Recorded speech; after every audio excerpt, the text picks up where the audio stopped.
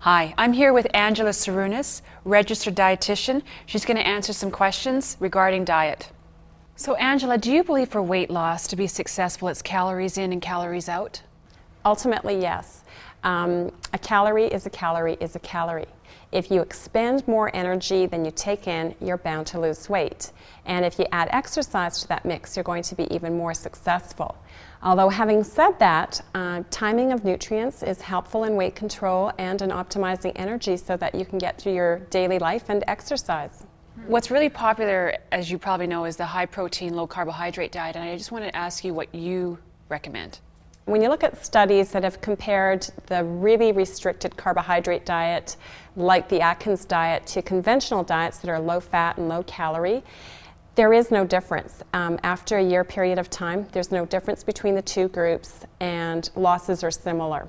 There are now a number of different low-fat carbohydrate diets out on the market that are not so much low carbohydrate but controlled in carbohydrate and address some of the problems and concerns that researchers had with the Atkins diet. So what I'm hearing from you, it's more about portion control rather than the types of food that you eat? Is that what you're saying? Right. And with people focusing in on controlling carbohydrate, they lose weight simply because they're taking in less calories. People that want to lose it around the midsection here, what would you recommend? Because I hear a lot of people say, oh, I've eaten, it's the bread and it's the crackers. Do you agree with that? No. The only known thing that burns fat is burning calories. And the ripped workout is a great example of something that you can do to reduce the fat, because you're working major muscle groups and you're working at an intensity that's high enough to burn fat. Would you recommend they have carbohydrates before the workout? What's really important is making sure those glycogen stores are up. That's glycogen, that's the energy that you use for working out, for a workout like ripped, especially where carbohydrates are your main source of fuel. You have to have had the day before, prior to the workout, maximize those stores. Having a snack before, an hour or two before, is going to be helpful, although really the majority of the stores are going to come from muscle glycogen and liver glycogen that you've already built up. So you probably don't agree with, or maybe you do, if people fast before working out, because there was a lot of information out there that it's best to not have any breakfast so that you can burn fat and then work out? The role of eating prior to exercise is just to kind of get you through that workout so that you're physically ready for that workout and you're not hungry. Plus you probably have more energy exactly. to be successful in doing the number of repetitions versus What's really, really important is actually eating properly after you work out so that you've built up those muscle glycogen stores. Your muscles and your liver are most receptive to fuel 15 minutes to up to 2 hours after working out.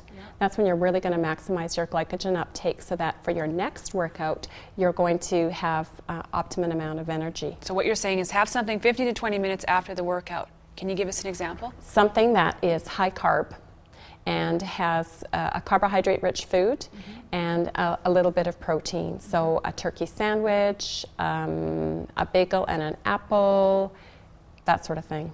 What are the advantages of eating 6 small meals a day? People that eat this way typically lose weight and keep weight off. Researchers have found that people that eat the majority of their calories in the evening tend to overeat by 500 or 600 calories than they would if they were eating throughout the day.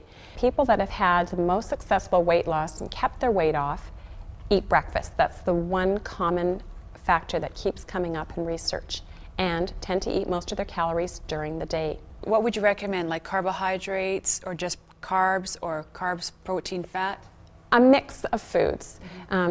Some carbohydrates, some protein, and a little bit of fat. And before doing the ripped workout, when should people eat? An hour or 2 before the workout? Or being hydrated is probably a bigger and more important issue for the workout, is the most helpful. It's best not to work out on a full stomach though, because in order for your body to digest food, you get blood flow diverted to your stomach for digestion, and it's not going to the muscles that need it for the workout. So it's a good idea to leave about 2 hours before working out of not eating. Angela, how important is water as a nutrient for us? Very important. There's been many studies that have shown in elite athletes, cyclists and rowers, that as soon as they experienced even just 2% dehydration of their total body fluid, their performance started to decrease. And actually, as their dehydration progressed, their performance really became impaired. So staying well hydrated makes a huge difference in how you perform. And what would you recommend on a daily basis if you're going to do, let's say, RIPT or another type of activity? About 8 cups of water a day. One of the best ways to monitor your fluid intake is to look at your urine. It should be light colored, light yellow to clear. If it's starting to look dark or concentrated, you're dehydrated. And if you wait till you're feeling thirsty, it's too late. And it takes, a lot of people think that they can turn around by drinking a whole cup of water right before their workout. It's not going to be effective. It takes a good 24 hours for you to rehydrate properly. Can people take their water from fruits and vegetables? Yes, there are some foods that have higher water contents, like soups and fruits and vegetables. What kind of fruits and vegetables? Any fruits and vegetables, actually. Okay. But water probably is still the best way to make sure that you're getting enough fluid. Angela, what are your views on those popular energy bars? Energy bars are a great, convenient way to take in some calories. You just want to look at the label and make sure it's not a glorified candy bar. So look at the amount of fat, and it should be low when you compare it to other bars. And for the most part, you want the protein to be, that's what you're taking them for, you want the protein to be at least 7 grams per bar. And what are good carbs and bad carbs? Well, there's the obvious bad carbs, like the fat-laden croissants and potato chips and garlic bread that's drenched in butter, and the obvious good carbs, like the less refined breads and flours and high fiber cereals and grains. Another really popular way now of classifying carbohydrates is according to their glycemic index. And this is just a way of looking at foods and classifying them in terms of what kind of a blood sugar response they elicit after they've been eaten. So your higher glycemic foods cause a higher blood glucose reading after they've been eaten, and lower glycemic foods cause a more minimal change in blood glucose levels after they've been eaten. So Angela, you've been doing RIPT for a while, and I wanted to know what your opinion of it was. As an aging woman, I'm concerned about maintaining lean body mass. It's well known that as we age, your resting metabolic rate drops, and as a result, you start to gain weight. So because of the workout, I'm utilizing major muscle groups, and I'm working at an intensity that I'm going to be burning fat long after the workout is done.